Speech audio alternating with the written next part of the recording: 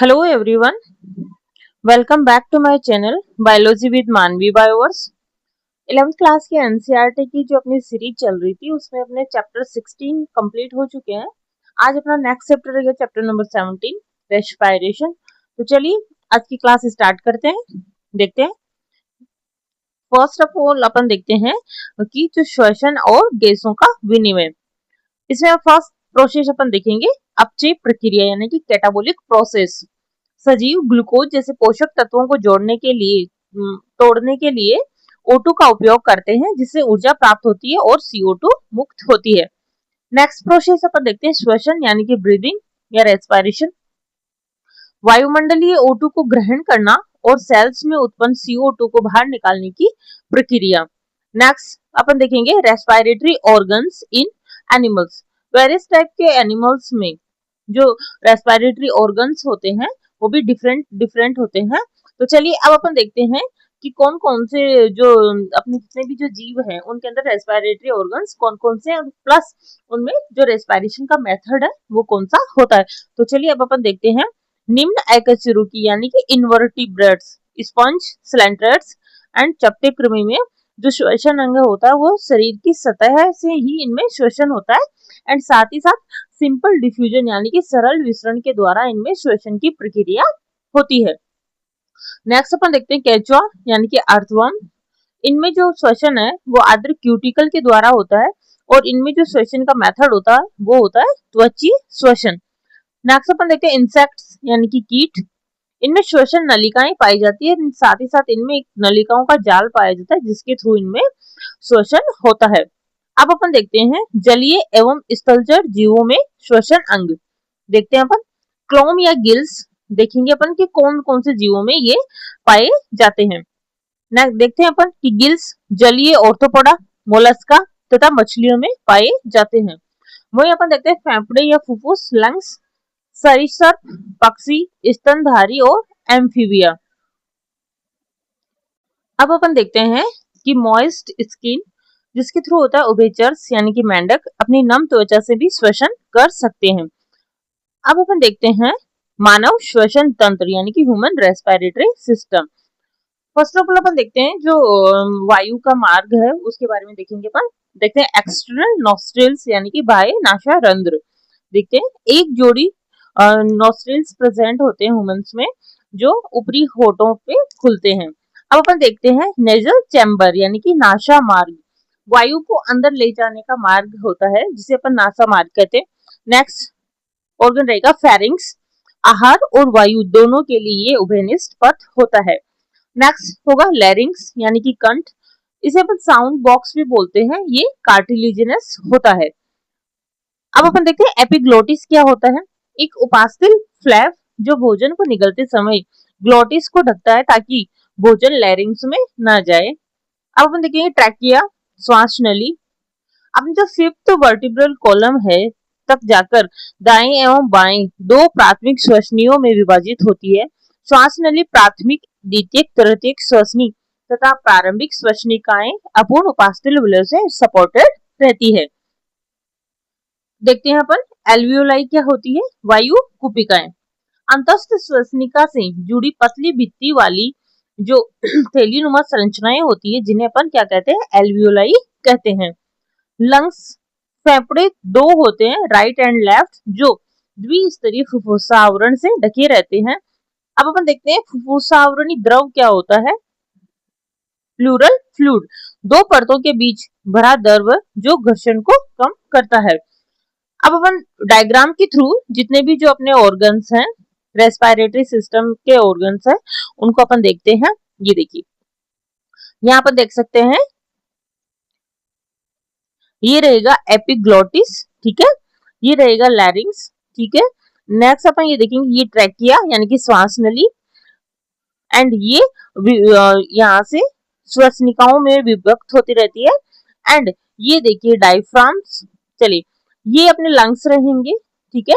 And ये फुफ्फुसावरणी झिल्ली and ये वेरियस एल्वियोलाइज यहाँ पे प्रेजेंट रहती है जहाँ पे गैसेस का विनिमय होता है। ये देखिए यहाँ पे कार्टिलेजिनस जो रिंग्स होती है वो इस तरीके से प्रेजेंट रहती है। अब अपन देखेंगे की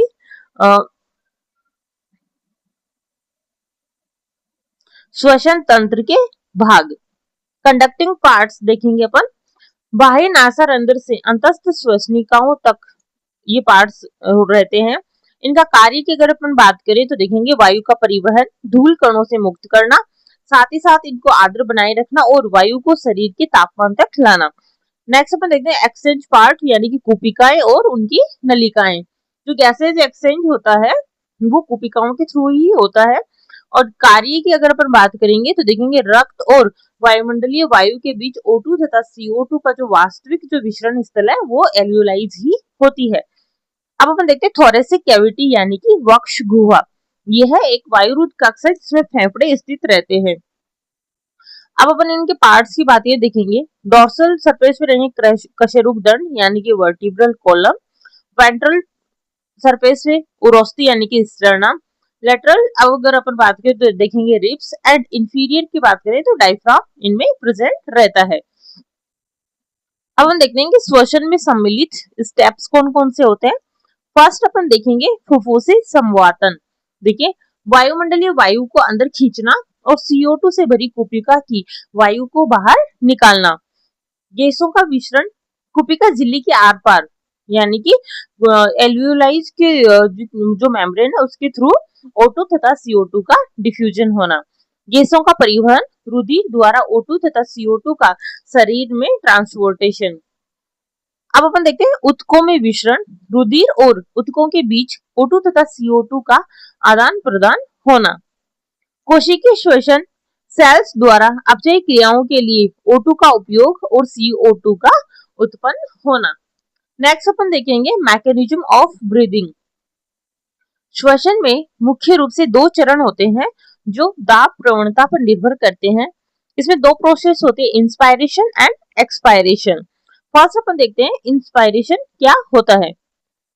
तो चलिए इंस्पायरेशन में क्या होगा कि वायुमंडलीय वायु को फेफड़ों के अंदर खींचना, तब अंतःश्वसन संपन्न होता है। तो इसके लिए क्या होगा, अंतर्फुफ्फुसी जो दाब है वो वायुमंडलीय दाब से कम होता है, अर्थात फेफड़ों में ऋणात्मक दाब बनता है। और अगर अपन निःश्वसन यानी कि एक्सपायरेशन की अगर अपन बात करें तो देखेंगे कि फुफ्फुसीय वायु को फेफड़ों से बाहर मुक्त करना।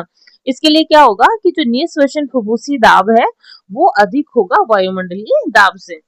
चलिए श्वसन में सहायक अंग एवं पेशियां। फर्स्ट रहेगा डायफ्राम एंड सेकंड हो गए इंट्राकोस्टल मसल्स यानी कि अंतरापृष्ठ पेशियां। पसलियों के बीच स्थित बाह्य एवं अंतरापृष्ठ पेशियां। मैकेनिज्म ऑफ इंस्पायरेशन देखते हैं अपन। देखिए डायफ्राम का क्या होगा, संकुचन होगा एवं वक्ष गुहा का आयतन एंटीरो पोस्टीरियर एक्सिस में बढ़ता है। वहीं बाह्य जो इंटरकोस्टल मसल्स है उनमें संकुचन होता है, पसलियां और जो स्टर्नम है वो ऊपर उड़ती है जिससे आयतन पृष्ठाधार अक्ष में बढ़ता है। अगर इसकी संपूर्ण प्रोसेस की अगर अपन बात करें तो देखेंगे वक्षीय आयतन में वृद्धि होगी एंड फुफ्फुसीय आयतन में वृद्धि होती है, साथ ही साथ फुफ्फुसी दाब वायुमंडलीय दाब से कम होता है एवं वायु है वो फेफड़ों में प्रवेश करती है। तो देखेंगे अपन इसका डायग्राम के थ्रू देखते हैं। ये देखिए यहाँ पे अगर अपन इंस्पायरेशन की बात करें यानी कि इनहेलेशन की अगर अपन बात करेंगे तो देखेंगे अपन यहाँ पे कि जो पसलियां हैं वो बाहर की तरफ उठेगी, ठीक है, एंड डायफ्राम है वो सिकुड़ता और नीचे की ओर गति करता है, ठीक है, एंड जो हवा है वो वायुमंडलीय वायु है वो अंदर प्रवेश करती है। फेफड़ों में क्या होगा कि वायु का दाब कम होगा एंड जो वक्षीय गुहा है उसका आयतन बढ़ता है, ठीक है। तो ये होगा अपना इनहेलेशन। इनहेलेशन के वक्त क्या होता है कि वक्षीय गुहा का आयतन बढ़ता है और जो फेफड़े होते हैं उनमें वायुदाब कम होता है एंड साथ ही साथ जो रिब्स है वो बाहर की ओर उठती है, ठीक है। तो इस तरीके से इनहेलेशन प्रोसेस कंप्लीट होती है। अब अपन देखते हैं ये एक्सपायरेशन, ठीक है। डायफ्राम एवं इंट्राकोस्टल मसल्स का शिथिलन होता है एंड डायफ्राम और उरोस्थी अपने सामान्य स्थान पर वापस आ जाते हैं। देखेंगे अपन इसकी संपूर्ण प्रोसेस की बात करें तो वक्षीय एवं फुफ्फुसीय आयतन में कमी होती है एंड अंतर फुफ्फुसी दाब वायुमंडलीय दाब से अधिक होता है। इससे क्या होगा, फेफड़ों से वायु बाहर निकलती है, ठीक है। तो अब अपन डायग्राम के थ्रू देखते हैं कि जो एक्सहेलेशन है उस दौरान क्या होता है, देखेंगे अपन। ये देखिए कि जो डायफ्राम है वो है ऊपर की ओर गति करता है, ठीक है, जिससे क्या होगा कि फेफड़ों में वायुदाब बढ़ता है एवं वक्षीय जो गुहा है उसका आयतन कम होता है। एंड क्या होगा कि जो पसलियां हैं वो अंदर की ओर आती है, ठीक है, जिससे क्या होगा कि जो फेफड़ों के अंदर वायुदाब अधिक होगा और जो फेफड़ों के अंदर की जो वायु है वो बाहर की तरफ निकाली जाएगी, यानी कि एक्सहेलेशन प्रोसेस कंप्लीट होती है, ठीक है। ये अपन देख सकते हैं एल्वियोलाई को देख सकते हैं अपन। एल्वियोलाई में क्या होता है, ये देखिए जो रेड ब्लड सेल्स है ऑक्सीजन युक्त रक्त होता है, ये देखिए यहाँ पे कार्बन डाइऑक्साइड युक्त ब्लड है ये, ठीक है। एंड ये इस तरफ आप देख सकते हैं जो फुफ्फुसी केसिकाएं हैं एंड ऑक्सीजनेटेड ब्लड होता है। यहाँ पे जो एल्वियोलाई है यहाँ पे ही जो O2 एंड CO2 का एक्सचेंज होती है, यानी कि जो गैसेज एक्सचेंज है वो एल्वियोलाई में कंप्लीट होता है। ये अपन आगे की क्लास में जो कंप्लीट प्रोसेस है उसमें देखेंगे। चलिए अब अपन कुछ इंपॉर्टेंट फैक्ट्स है उनकी अगर अपन बात करें तो देखेंगे अतिरिक्त उदरीय पेशियों की सहायता से ही अंतःश्वसन और निःश्वसन की क्षमता को बढ़ाया जा सकता है। एंड साथ ही साथ एक स्वस्थ मनुष्य औसतन प्रति मिनट 12 से 16 बार श्वसन करता है। अब अपन देखते हैं स्पायरोमीटर क्या होता है। अपन देखेंगे कि जो श्वसन गतियों में सम्मिलित वायु के आयतन का मापन करने वाला जो यंत्र होता है उसे अपन स्पायरोमीटर कहते हैं, यानी कि जो श्वसन की गति है उसको अपन स्पायरोमीटर के थ्रू माप सकते हैं। तो चलिए आज की क्लास में अपन इतना ही देखेंगे। नेक्स्ट जो इसका पार्ट है वो अपन कल की क्लासेज में जो O2 एंड CO2 का जो एक्सचेंज है उसके बारे में अपन कल की क्लास में डिस्कस करेंगे। तो कंटिन्यू क्लासेज के साथ बने रहिए। अपन जितने भी तो चैप्टर्स है उनको अच्छे से कवर करते जाएंगे। Thank you for watching.